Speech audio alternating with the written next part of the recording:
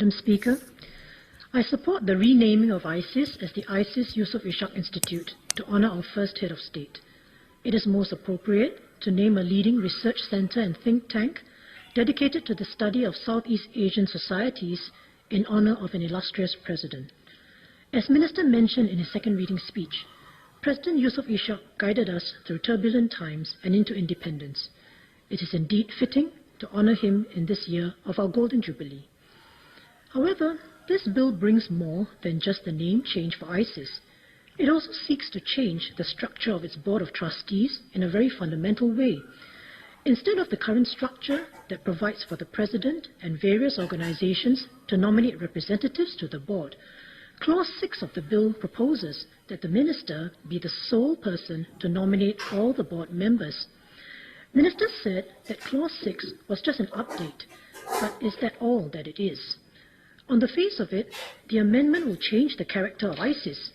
It appears to be a regression from its original statutory structure that guarantees representation of a diversity of interests to one whose direction will be set by a board consisting solely of a cabinet minister's appointees. The current board consists of a chairman and deputy chairman to be appointed by the President and 19 other members who are appointed by various bodies to reflect the diverse stakeholders in the work done by ISEAS. The President appoints 7 of the 19 members, 3 of whom from professional bodies and organizations. The 4 chambers of commerce each appoint a member to reflect the international and multi-ethnic business ties Singapore has with the region. The Lee Foundation and Shaw Foundation each appoint a member reflecting charitable organizations. The National University of Singapore appoints 6 members from academia. The amendment bill removes or reduces this diversity in the composition of the board by cutting down the board from 21 members to 14 members and giving the minister sole power to appoint the entire board. I find it very ironic that this bill will rename ISEAS to honour the first president, but will remove the office of president henceforth from its historical association with ISEAS altogether. It is useful to turn to the original purpose for which ISEAS was set up. During the parliamentary debate in 1968, when the ISEAS bill came up for second reading, then Minister for Education Mr. Ong Pang Boon told the House that it was intended that the research activities of ISEAS would increase Singapore's understanding of its neighbours and help us to play a more effective role in the region. He further emphasised that the board was to represent a wide spectrum of interests: academic, professional, commercial, charitable and governmental. There thus appeared to be a conscious decision that ISEAS should not be seen by our neighbours as an arm of government, but as a research institute where the government was but one of many stakeholders. One critical point to note is that under the Act, the board of ISEAS is vested with the power to approve its budget and research programme. The composition of the board will thus send a signal to the world about the direction of ISEAS.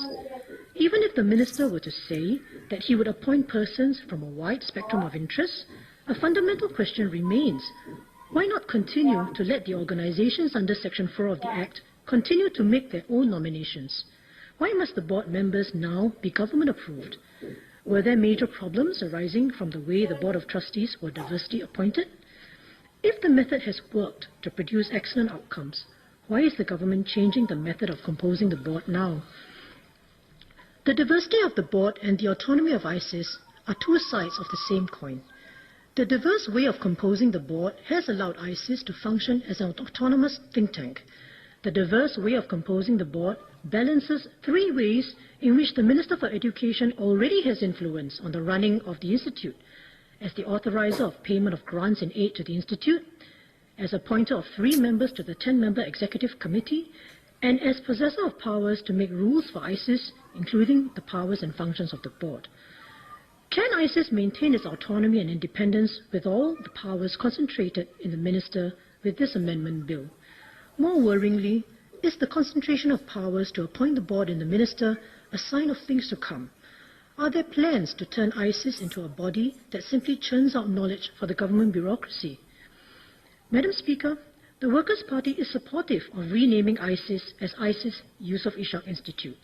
However, we are of the view that failure to preserve the diversity and autonomy of the board will undermine ISEAS' reputation as an independent research centre and think tank. Further, Removing the office of President or Head of State from his role in ISIS and replacing him with a minister will adversely affect ISIS' prestige and standing in the region and indeed beyond. Therefore, the Workers' Party objects to Clause 6 of the bill to make the minister the sole appointer of all the board members, replacing the president and other organizations.